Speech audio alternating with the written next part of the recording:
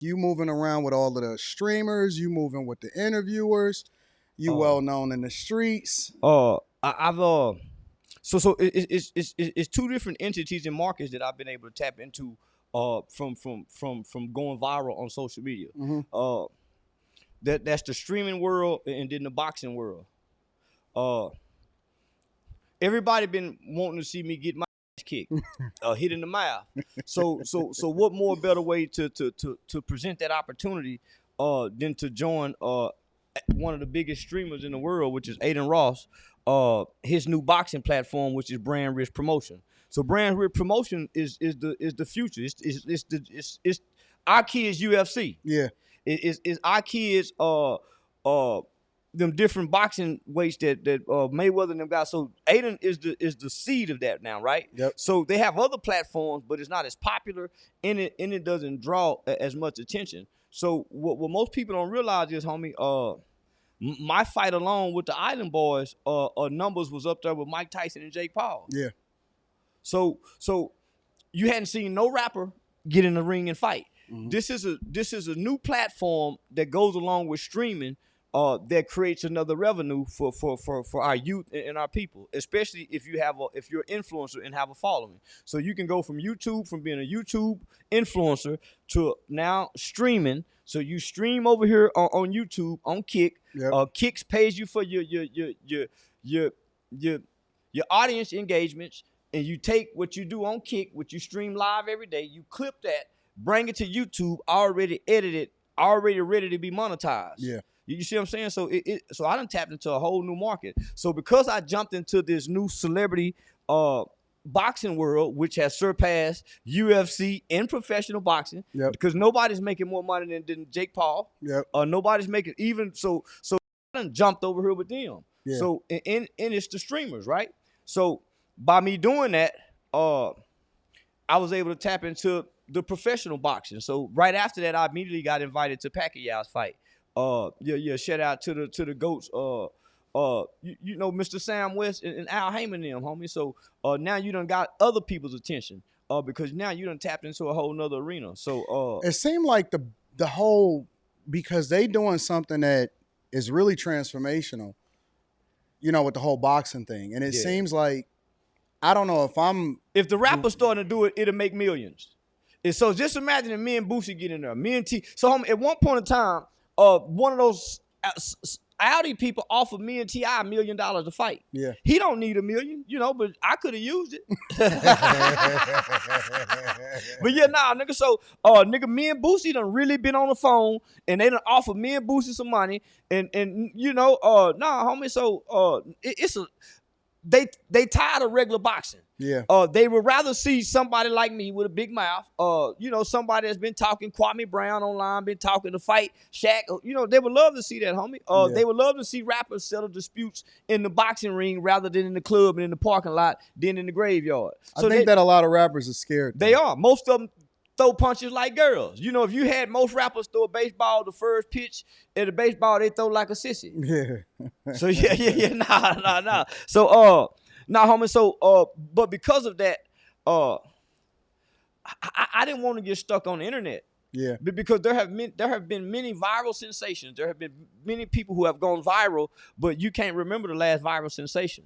You've always said that. Like, yeah. From the very first interviews that I've ever done with you and all of that, you've always said, yo, I'm not about to be boxed in by nobody. Because I started to realize that this group of Americans is dumb and stupid, like children who watch TV and believe what they see on TV is real. Mm-hmm. So there's a time in your life that everything you see on TV, there's a sentiment of it that you believe is real as a kid because you have an undeveloped brain and you don't know life in reality. Yeah. Well, because these people live on the internet, they think I'm what I am on the internet. Right.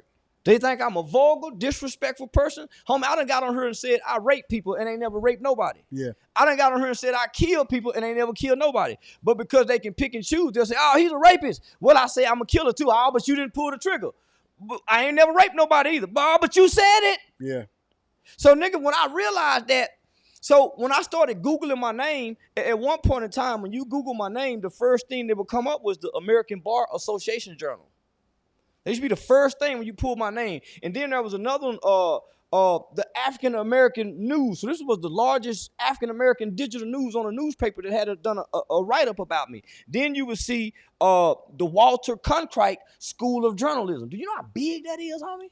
So, but after I started becoming viral on the internet, all my viral clips start superseding real documentations of what I've done in real life.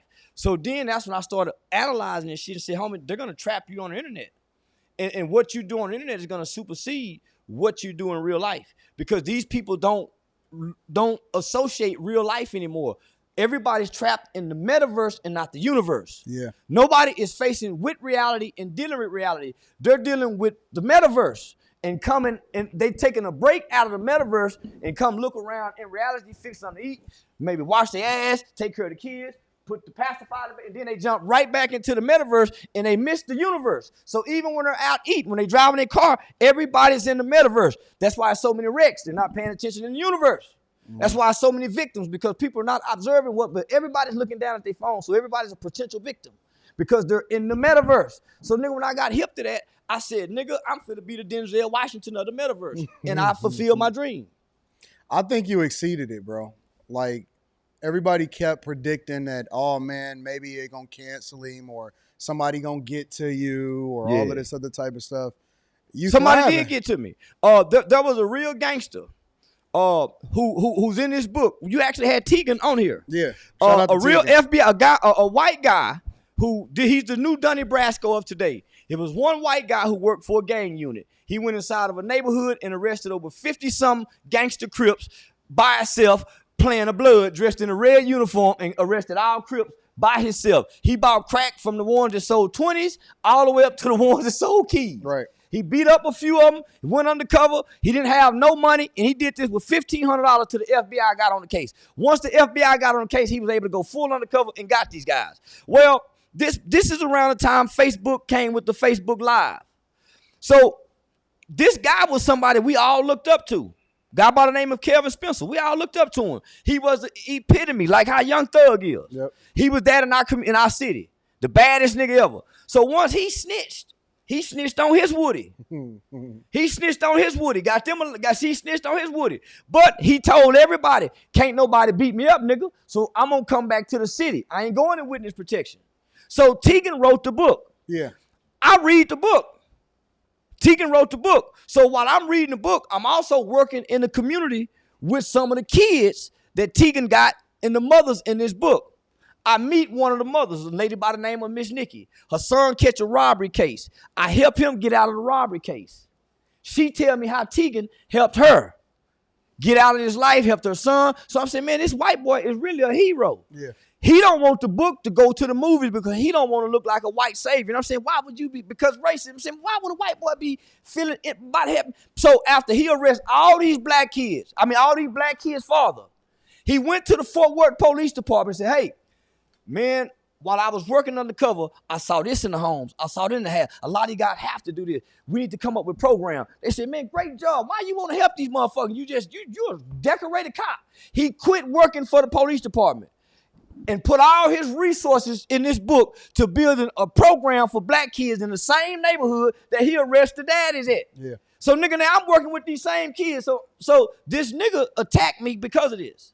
But the black community is cheering him on. He was a gangster killer.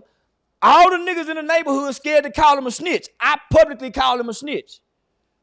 So nigga, won't nobody publicly say, man, Kevin Spencer is a snitch. All the niggas still hit his G's and his C's. Twisted Black, the famous rapper, came home, hugged him, and made a song about him snitching. But he'll beat you up if you say this. So he catch me at the barbershop. They set me up because I'm the only man in my city, the community activist, who would say, man, the kids, this is the gangster nigga, y'all, he snitched, so y'all tell too.